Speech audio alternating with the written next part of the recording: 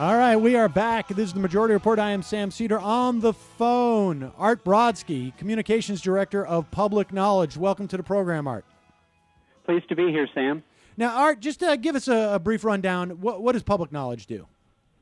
We are an advocacy organization here in Washington that generally works to preserve digital rights for people, whether it's on the telecommunications network on issues like net neutrality or digital copyright stuff. So you wouldn't have to go to jail if you want to copy some music from your iPod onto your laptop. Yeah, I thought that was a very evil thing to do, the whole music thing, to actually play it on two different computers. My God. But be that as it may. I just want you to pay for it. Right, exactly. All right, be that as it may, let's talk about what took place in terms of net neutrality today. Well, first, let's give some people some background. This is an issue that has been ongoing. There was a court case about a year ago where the FCC attempted to impose some net neutrality rules on the cable providers, on wireless providers. The court struck it down, saying that you didn't have the authority to do this because of a change in the classification of internet providers by the Bush administration FCC. So the current day, the Obama FCC was given an opportunity, change the classification, change the rules. Where are they now?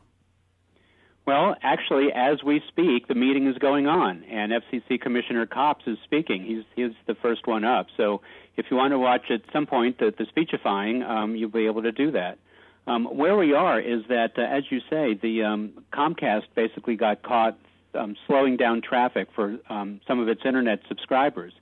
And under the Bush FCC, they drew up a set of internet principles, and it was unclear whether those principles were enforceable. The former FCC decided to enforce them and made a judgment against Comcast, which then took the case to court and won, saying that the way the FCC drew up its principles, it didn't have the authority to do so.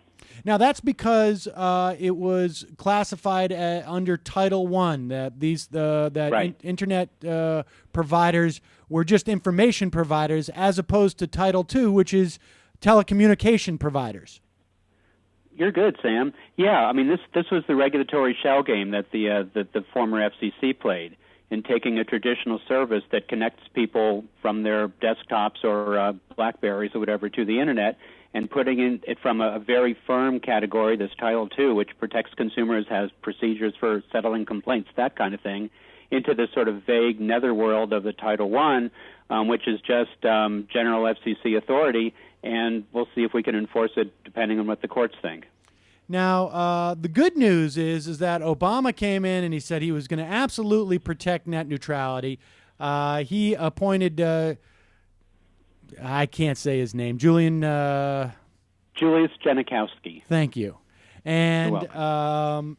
And so we're going to have Julius Janikowski undoubtedly came up with a new proposal that really protects net neutrality. In other words, if you're traveling around in your car and you want to check out and see where you're going with Google Maps, you're going to be fine. Nobody's going to throttle usage of Google Maps. Or if you use Netflix, nobody's going to make you pay extra to get that, right?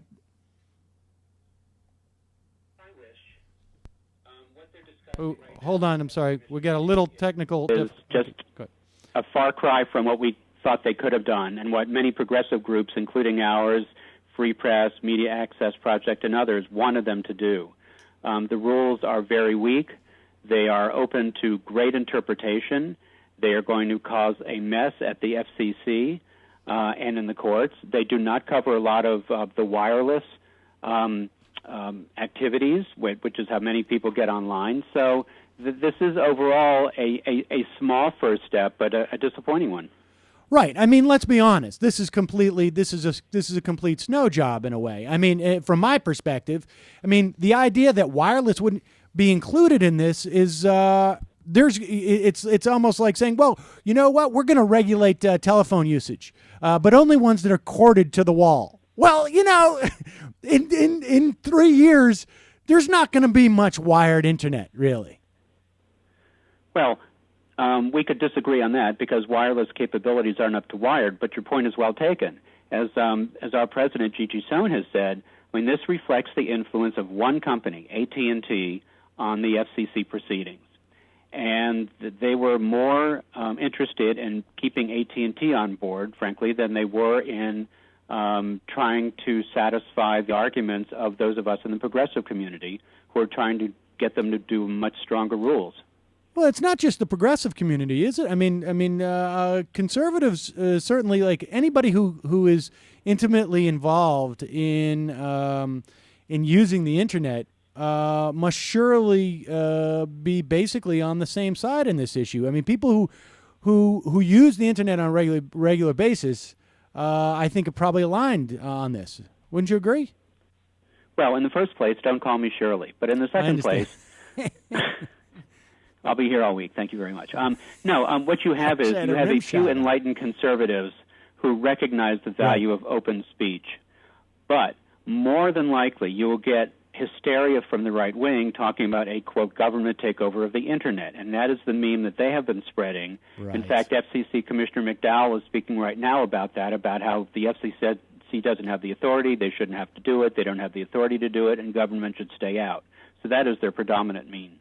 That is pretty astonishing because, correct me if I'm wrong, but the government developed what we now call the internet.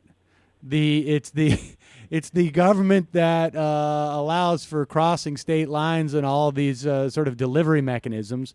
I mean, is there even a part of the internet that wasn't a function of government action? Well, when government started it, it was just basically a data network. And then in the early 1990s, they allowed commercialization.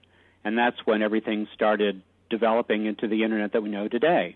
And what the conservatives sometimes forget is that when the internet started developing in the late 90s and the early part of the 2000s, it was all under regulation. The parts of the telecommunications service from, say, your house to get you on the internet were all over telephone lines that were regulated. So it obviously didn't affect the development of the internet. It's only been in the past 5 years when the Bush FCC made this change that we've got this incredible paradigm shift into deregulation.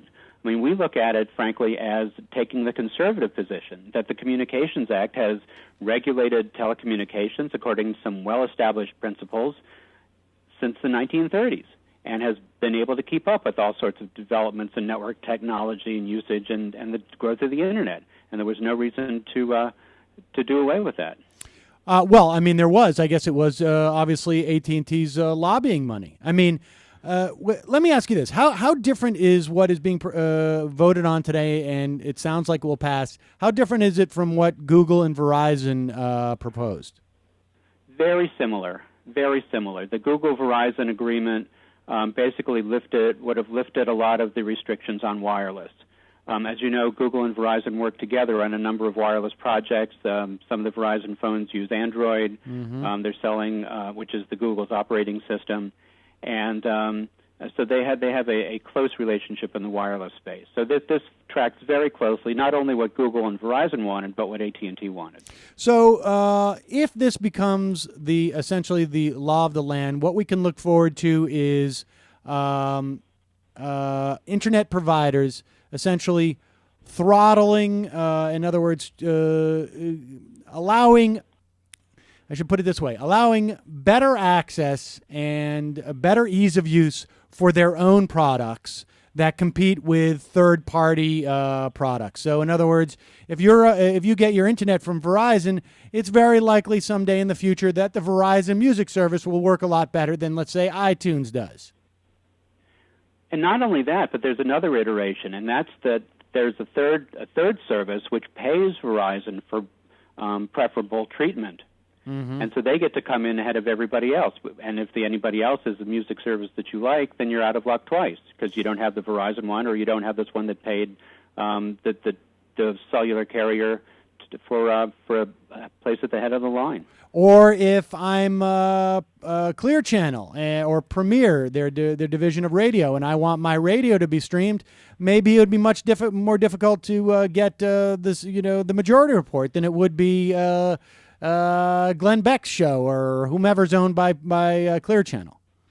That's true. All sorts of things are going to be possible. And the problem is that if you think there's a problem, then the individual person has to take a case to the FCC, engage attorneys, go through the complaint process. I mean, even though it's on what they call a rocket docket, which is a faster than usual proceeding, it's still going to be a monstrous pain for people to have to go to the commission to defend rights that they should be assumed to have in the first place. Well, I mean, to be fair, most internet consumers have attorneys on retainer to deal with these things anyways. I certainly do. I don't know about you. No, let's believe me, I have a whole sea of attorneys. But let me ask you this. I want to be a little bit devil advocate here. The late Senator Stevens talked about how Netflix was piling everything on the tubes, and it's like pipe, and he can't get his email.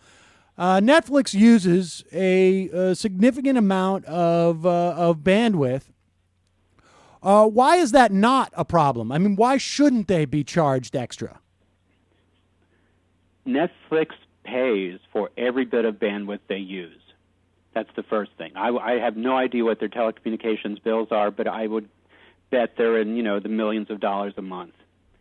Secondly, not one bit of information goes out from a Netflix server unless it's requested by someone. Mm-hmm. Otherwise, it would all just be sitting there. You have to, push your button on your remote or on your laptop or on your computer and say, I want to see this movie before anything streams. So these are consumers. This is you and me who want to watch movies or what documentaries, whatever they have online, and this is how Netflix gets there in the first place. They don't send stuff out willy-nilly.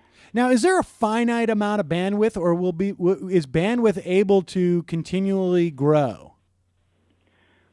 That's a real interesting question. When it comes to wired networks, it's probably infinite because you have fiber networks and multiplexing and all sorts of technological stuff which keep increasing the amount of bandwidth all the time. It's a lot more limited in the wireless world, although we hear that will be changing as the cellular companies start bringing on new technologies. Right. Now, the problem of discrimination, though, isn't really dependent on bandwidth. All that is about is the simple prospect of playing fair. So fairness is eternal, whether it's talking about bandwidth in the wireless age or, as Tim Wu wrote in his book, something from the 15th century when the common carrier idea first started. All right, so let's assume today that this, what I consider fake net neutrality proposal, which people like everyone from Al Franken has said doing nothing would have been better than this proposal. Let's assume that this passes today. And it sounds like it's going to pass with the Democratic appointees as opposed to the Republican ones, because, of course, this is part of their they see this as socialism, et cetera, et cetera. This is exactly what Marx had in mind when he started the revolution. And right, now, what's interesting is the way the FCC counts votes. And just to get a little bit into that, it's not like when you count a vote, you're either for it or against it. They have a third way, where you can concur, which is sort of like a half a vote in favor. And that's what Commissioner Kopp says he's going to do. So he's not gung-ho for it, but it's good enough that he'll let it go through. Well, what happens next? I mean, is this the end of it? I mean, if for those of us who think this is a really problematic proposal, do we have any hope? Yes, but it'll take a while. What will probably happen is that after this goes through the process at the FCC, someone will take the FCC to court over this order. Everything the FCC does is taken to court, and there's no reason to think this one won't be either. So then we'll have to wind through the whole authority question and the implementation questions and probably be back right where we started in 3 years. My sense is this is really just kicking the can down the road, what you're suggesting here, because without Title II authority, it doesn't sound like the FCC can really do anything meaningful in this case. You're absolutely right. And the Title II authority is something that we urged, that others urged, but the chairman of the FCC, Chairman Janikowski, absolutely wouldn't touch it.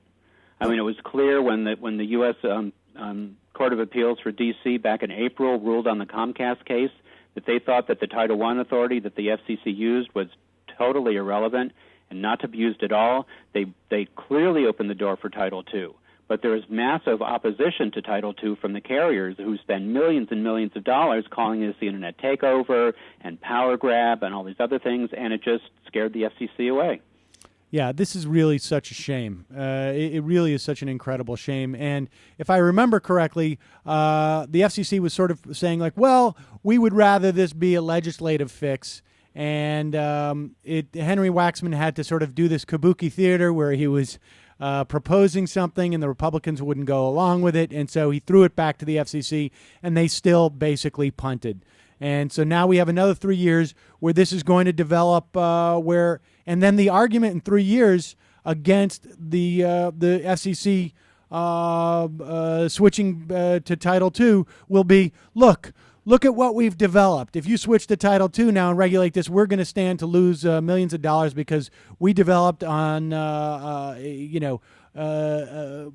based upon our understanding of the laws as you had it, and now you're going to change it on us. Right. Although, what's interesting is that the people who make that argument are probably going to be the ones who are going to take it to court. So that'll be, sort of the classic definition of chutzpah there, of, pleading orphan difficulties when you kill your parents. Well, there you go. All right, Art Brodsky, thank you so much for joining us from Public Knowledge. The vote, I guess people could watch it live right now. But They can watch it off of C-SPAN or off of the FCC website. Commissioner McDowell, one of the more conservative commissioners, is speaking right now. Okay, and so the vote should probably come the next hour or so. Right. All right, thanks very much, Art. I appreciate it. My pleasure, Sam.